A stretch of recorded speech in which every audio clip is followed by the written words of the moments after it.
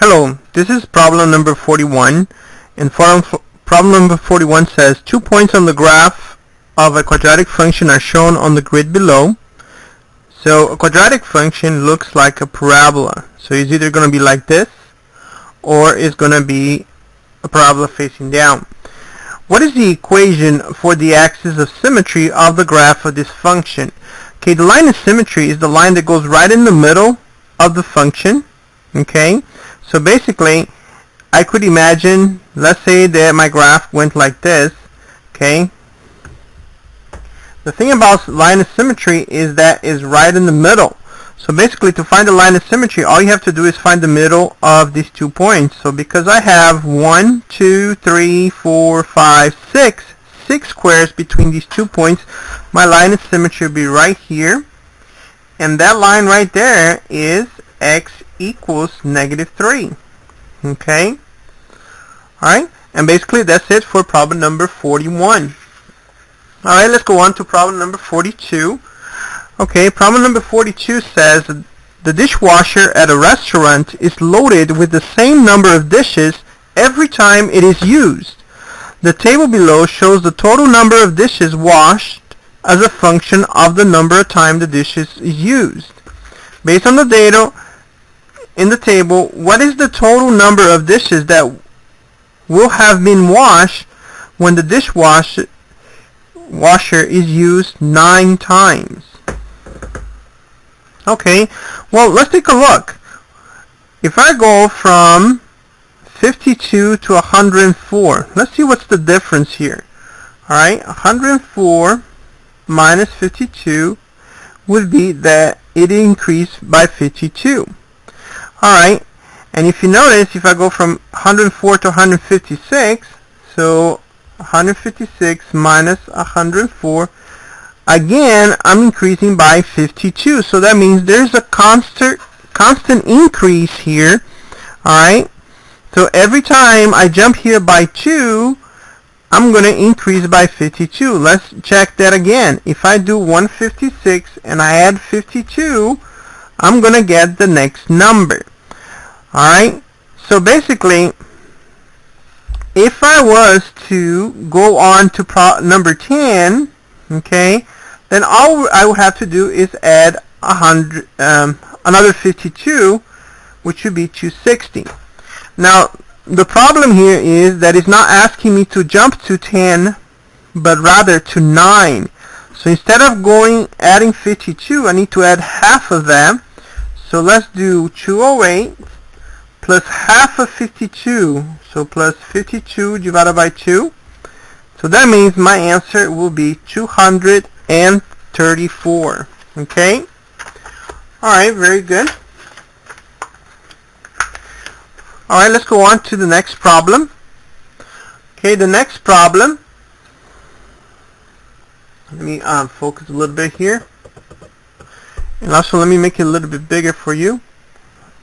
Alright, I think that's much better. Good. Alright.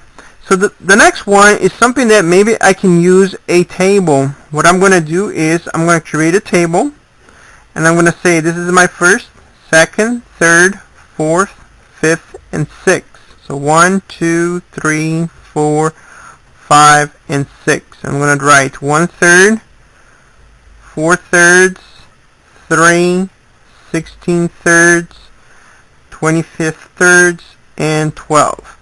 Okay, I'm going to go ahead and change this to decimals. Okay, so this would be 0.333, and 4 divided by 3 is 1.333. So we have 3. 16 divided by 3 is 5.333, and then 25 divided by 3 is 8.333, and this would be 12. Alright. So what I'm going to do is I'm going to enter these functions right here in my calculator by pressing the Y button. And let's clear it. And let's enter this. So 2x divided by 3. And then x squared divided by 3. X squared divided by 6. Whoops.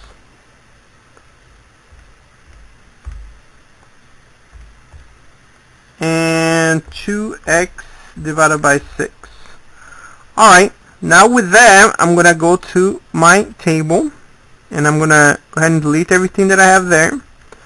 And I'm going to start with 1, 2, 3, 4, 5, and 6. So basically I entered the x values, and I'm looking for the same numbers that I see here. And as I can see, multiple choice letter B is the answer. Okay, because it matches my values right there. Remember, I can use this to check the other multiple choice. The third multiple choice fails, and the fourth multiple choices also fail. Alright, so I know that the answer for 43 is letter B. Alright, let's go on to problem number 44. Okay, the graph below shows the water level in a tank being drained at a constant rate. Alright, so whenever you see constant rate, that means you have a slope. Okay, if you notice here, I'm going down 2 and run over 1, down 2 over 1, down 2 over 1. Okay, if the rate at which the tank is drained is changed to 3 inches per hour, okay, remember rate is the same thing as slope. Okay, so basically the slope here is 2 over 1, and we're going to change it to 3 inches over 1, 3 inches per hour. Okay, and the problem says the initial water level stays the same. So that means my y-intercept stays the same, but instead of going down 2 over 1, I'm going to go down 3. So basically what I'm going to do, I'm going to add some tick marks over here. Or I can even do this. Draw more lines like this. The way it's easier to count. Alright. So basically I'm going to go down 3 over 1. So 1, 2, 3 over 1, 1, 2, 3 over 1, 1, 2, 3 over 1, 1, 2, 3 over 1. And basically I got a new line right there. And that's what happens. I changed the rate from 2 over 1 to 3 over 1. Now the question is, how would the time it takes to empty the tank be affected? Okay, please be careful with the question. Okay, how would the time it takes to empty the tank be affected? It would take 4 fewer hours. Well, before it took 6 hours to empty the tank, now it only takes 4 hours. Notice how this is the first multiple choice, and the way it's written, most people would would see the 4 and say, oh, I have 4, that's the answer. But that's wrong, because the problem is asking how many hours, how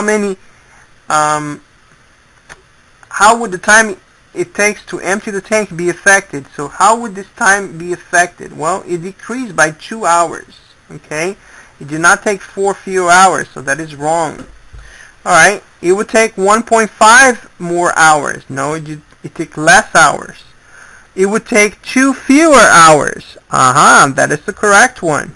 It would take 2 more hours. That is wrong. Alright, so please be careful with the words. Double check what you're reading, okay, and what the problem is asking you to do. Alright, let's go on to the next question. The next question says, an architect is designing an office building with n floors that will have an FM radio antenna 15.85 meters tall on its roof. Each floor of the building will be 3.9 meters high. Which function can be used to find the total height of the building in meters, including the FM tower? Okay. So an architect is designing an office building with n floors that will have an FM radio antenna of 15.35 meters tall on its roof. So let's say this will be the height of the building, and we're going to add the 15.85 because that's the antenna. And every floor, this is the number of floors, okay? Every floor will measure 3.9. So depending how many floors we have, we're going to multiply 3.9 by the number of floors plus the 15 meters for the antenna. So my equation should look something like this. Alright, so that's letter B. Alright, very well. Let's go on to the next problem. Okay. Alright, problem number 46. Problem number 46 says, what are the x-intercepts of the graph of the quadratic function f of x equals 5x squared plus 4x minus 1? Aha, x-intercepts. Remember the keywords? Zeros, x-intercept, solutions, or roots. Okay, basically, you can use your calculator. I'm going to turn on a calculator here, go to Y button. I'm going to go ahead and clear every function that I have here.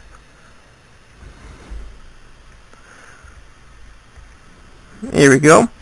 And what I'm going to do, I'm going to enter this new function here, 5x squared plus 4x plus 1. There we go. And now, what I'm going to do is I'm going to press second table, and I'm going to delete everything that I have there. And I'm going to enter the value 1 divided by 5. And remember, I'm looking for 0 because basically I'm looking for where this graph touches the x-axis. It could be two places, okay? And because they touch the x-axis, that means I'll get a 0. Okay, so basically this will be equal 0. Alright, so let's see what we're going to do. We try 1/5 and it didn't work, so we know that that's not going to work. So let's try negative 1/5. Negative 1/5. I don't get a 0, so I know that doesn't work. Let's try 0. That also didn't work. Let's try negative 2/5.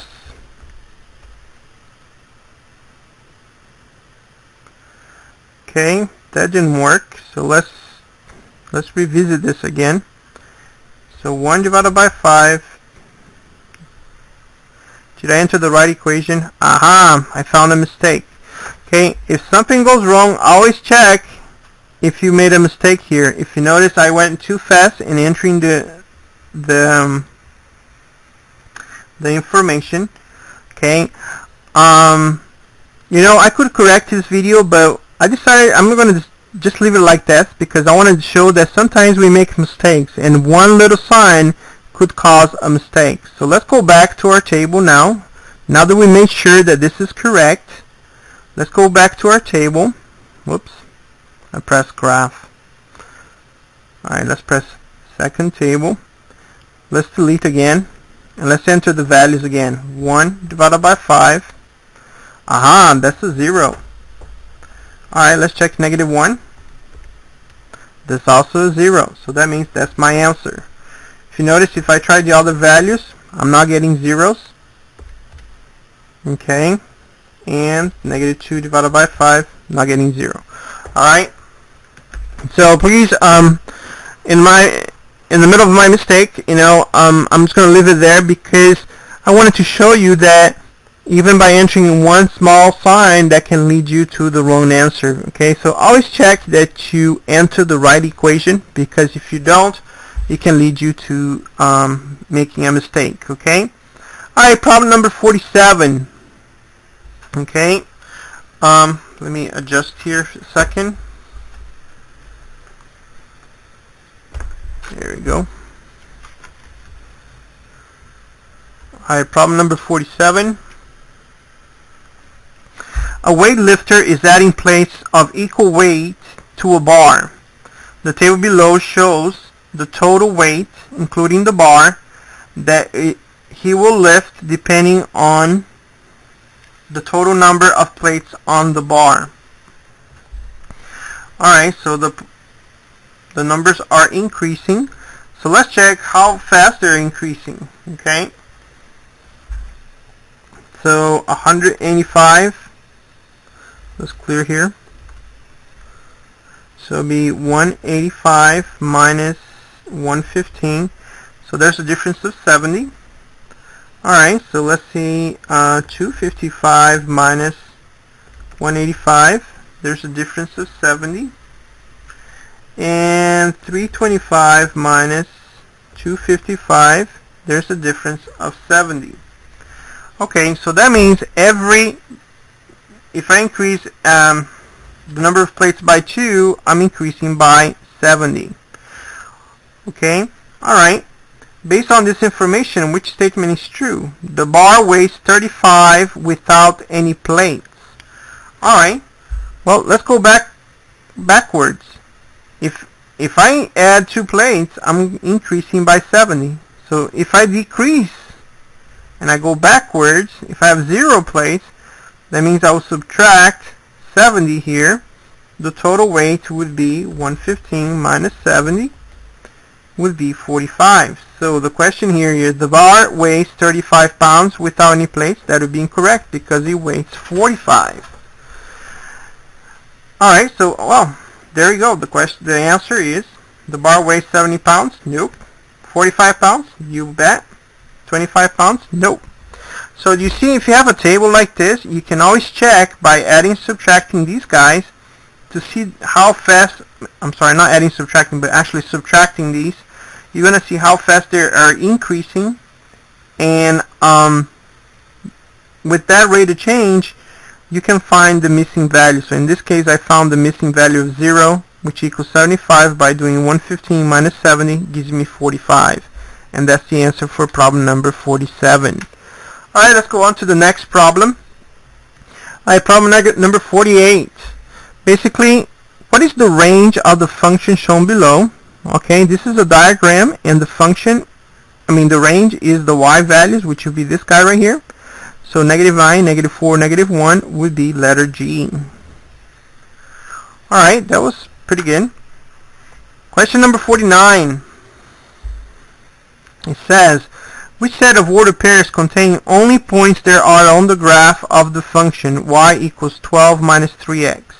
Here's the problem where I can use my calculator. I'm going to enter the function 12 minus 3x. Okay, and what you can do is create tables.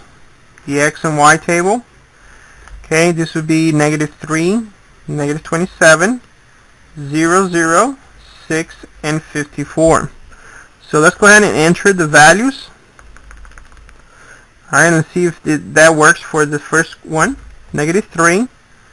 Okay, as I can see, I don't get a -27, so I know that off the bat that this doesn't work. So let's try this one. I'm going to make a table, -18, 10, -6, 6, 18, -2. So let's try -18. Whoops. That doesn't work, so I know off the bat that doesn't work. So let's try the next one. So this would be -5, 27, -1, 15, and 8, -12. Okay. Alright, let's try -5 gives me 27, -1 gives me 15, 8 gives me -12. I know it's letter C. Just for the sake of checking, make sure I don't make any mistakes, I'm going to check the last one. Okay. So this would be -9, 0, 18. So if I punch it in -7, off the bat I see that I'm supposed to get a -9, and I got 33 in the calculator, so I know that this multiple choice is wrong. Okay. Always remember that just because one number works, like I worked here, if you notice when I did it, I checked -5 and it worked. I went ahead and checked the second one and the third one, because sometimes they put some traps on these types of problems. So please make sure you check every single order pair to make sure there's no trap and you're sure that you got the right answer, because this question is easy, very, very easy, and this is a question where they might put a trap for you. So please make sure, just because one order pair works doesn't mean that all of them is going to work. So please check every single one of them so that you know that it is right. Alright, question number 15. Which inequality can be represented by the graph below? Alright, if you remember, y equals mx plus b, okay, where m is the slope and b is the y-intercept.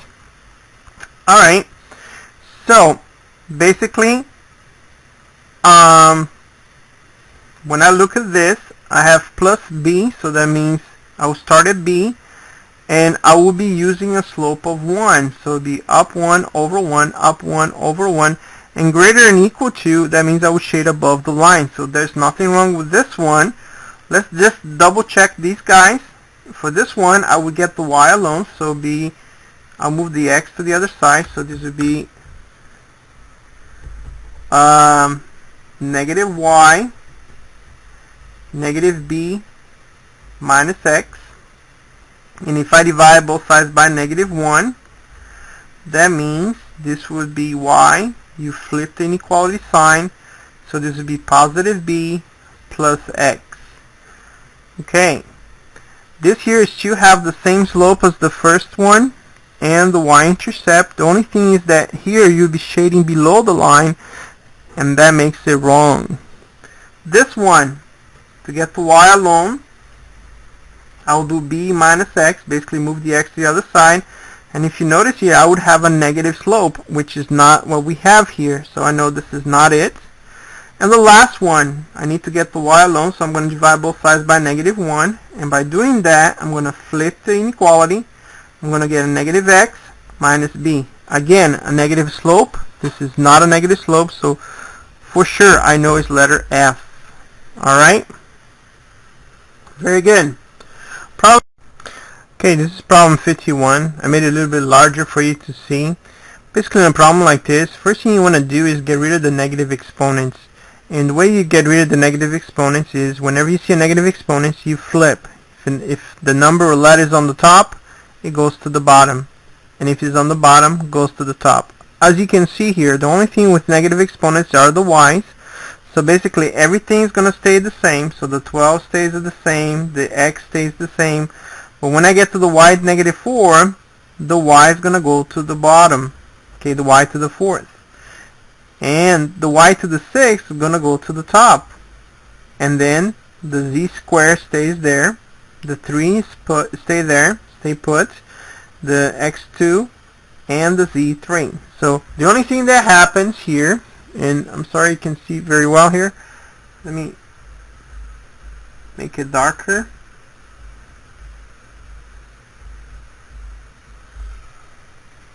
Still not better. Let me check with this. Okay, I'm gonna do it in pen here. Hopefully this will do better. Yeah, I think this is doing better. Alright, so here we go. So basically what I did is the only thing that changes was the y. Y to the 4th was on the top, it went to the bottom. Y to the 6th was on the bottom, went to the top. After that, what I'm going to do is the big numbers, I'm going to ahead and divide. 12 divided by 3 is 4. Okay. X to the 6th, x to the 2nd. If you have the same base, what can you do with the exponents? You can subtract. Now the question is, where is the biggest exponent? Well, the biggest exponent is on top, so that means the x stays on top, and then you do 6 minus 2 is 4. Same thing with the y. You have y on top and on the bottom. The biggest exponent is on top, so that means the y stays on top, and 6 minus 4 is 2. And the z, the biggest exponent is on the bottom, so that means the z stays on the bottom, and 3 minus 2 is 1, which can become invisible. So basically the answer is letter D. Alright, so let's go on to question number 52. So let me bring question number 52 here to view. Okay, this is a question where you can use your calculator. So let me unzoom it and bring my calculator to view. Okay, and basically what you want to do is enter the equation that is given. So let's enter the equation, and let me clear everything that we have here. And we're going to enter negative 4/5 x minus 2. Alright, and basically the question says, if y equals negative 4/5 x minus 2, what is the value of x when y equals negative 9? So we're looking for when this equation equals negative 9. So basically, let's go ahead and delete over here the x values, and let's enter that. Negative 35 over 4. Do I get negative 9? No, I don't. So I know that's not my answer. Negative 55 divided by 4. Does it give me negative 9? No, it doesn't. It gives me positive 9. Okay. And 35 divided by 4 gives me the negative 9. So that is correct. And let's, just for the sake of checking, Let's do 55 divided by 4, and we don't get negative 9, so we know for sure it's letter H. Okay. Please notice that, see how they put a trap there? They're betting that you're going to overlook the signs and you're going to pick letter G because it says 9 and it's 9, and you're not going to check the other multiple choices. Please make sure to check all multiple choices to make sure you get everything correct. Okay. Alright, so let's go on to the next question. And the next problem is, which of these expressions is equivalent to this guy here? And basically what I would do is use FOIL. Basically, I take 3x plus 7 and 3x minus 3, and I would FOIL. Okay, remember FOIL? FOIL is, F stands for the first. So first times first is 9x squared. And then you do the outside numbers. So the ones on the outside. 3x times negative 3 is negative 9x. Then you're going to do the inside terms. Positive 7 times 3x is positive 21x. Okay, so you're always multiplying. The only time that you don't multiply is when you get these two numbers, and now you're going to combine it. So 21 minus 9 would be positive, whoops. Let's get rid of here. Whoops. 21 minus 9 is positive 12x. And the L stands for less times less. So positive 7 times, don't forget the x here. Positive 7 times negative 3 is negative 21. Alright, so did I get the same equation? No, I didn't. Alright, let's try letter B.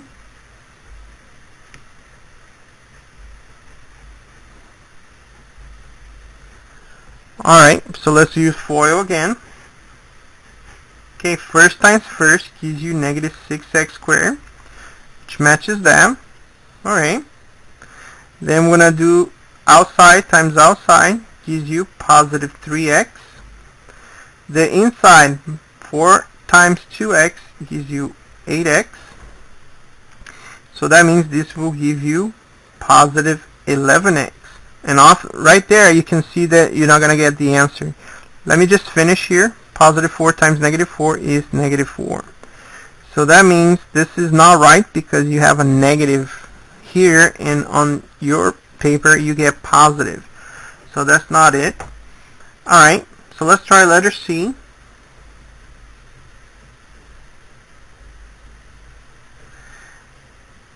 Alright, if we multiply first times first, we get 9x squared. So we already know that that's not going to be the answer. Okay, so let's try the last one, letter D. And most likely it's going to be it because we don't have any more multiple choices, but it's always good to check. Okay, negative 3x times 2x is negative 6x squared. The outside, negative 3x times 1 is negative 3x. Negative 4 times 2 is negative 8x. And when you combine these, this will give you negative 11x that we want. And then the last times last gives you negative 4. So without a doubt, it's going to be letter D. Alright, and now we're ready for the last question. Alright, the last question says, if the graph of y equals 9x plus 4 is translated 4 units up, which equation describes the new graph? Alright, one thing you can do is use your calculator by clearing right there, entering the equation 9x plus 4. That's your first equation. And let's enter the next one, which is 9x plus 8. And what we can do is press graph. Here's my first function, and that's my first function. Now it's kind of hard to see on the calculator what's happening, okay?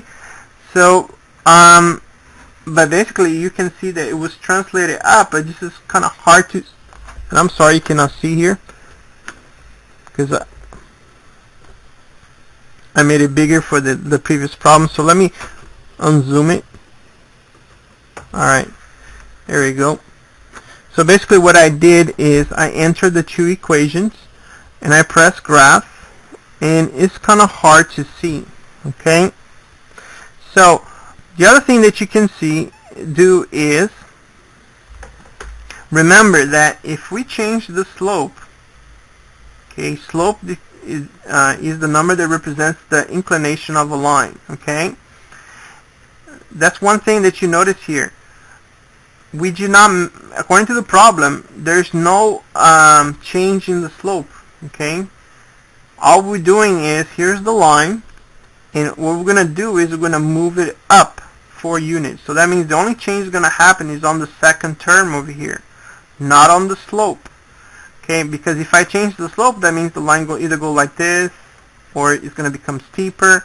Okay, alright, and if you notice here, letter G, H, and J, they all change the slope. Okay, and remember, translation up and down, that means you're changing this number here, either adding if you're going up and negative if you're going down. And because we went translated 4 units up, there would be plus 4, so 9x plus 4.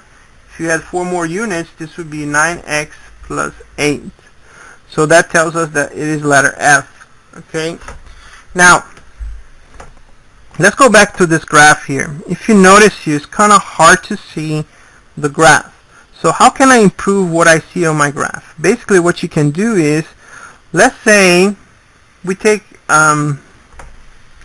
see how there's no graph over here and there's no graph over here? So what we can do is take a better view of what we're seeing here. So basically, let's say I were to cut this and enlarge this area. So let's say I go from let's say -5 instead of going all the way to -10, and then going to +5. Okay, so what we're going to do, I'm going to change the window, and I'm going to change the x values. Okay, so if you press window, if you notice, the x minimum is -5, and I'm going to change it to 5 to give me a better idea or view of the graph. And then my x maximum is going to be 5. Okay, so let's press graph now, and that should give me a better view of the graph. So if you notice, I'm getting a better view of the graph. Okay, I can even do it better by, let's say I go from -1 to 1. Alright, and also let's say I go from -1 to 10 on the y-axis. So let's go on the window, and let's say I change it just to -1 and 1, and let's say I change it to -1 to 10 on the y-axis. Now I'm going to take a better look. Look at that graph. Okay, this is a much better view of the graph, and basically I'm noticing this is my first graph, and was it translated 4 units up? Yes, it was 4 units up. Okay, alright, and once you're done looking at that, you can press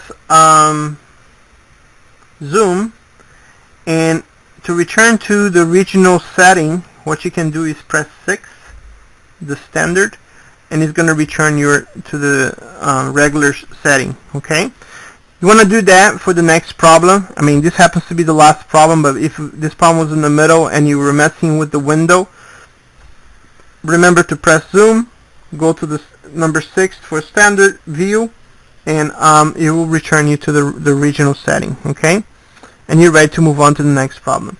Alright, this concludes the EOC Algebra 1 test review. I hope that you found these videos helpful. Thank you very much for your time. Have a wonderful day.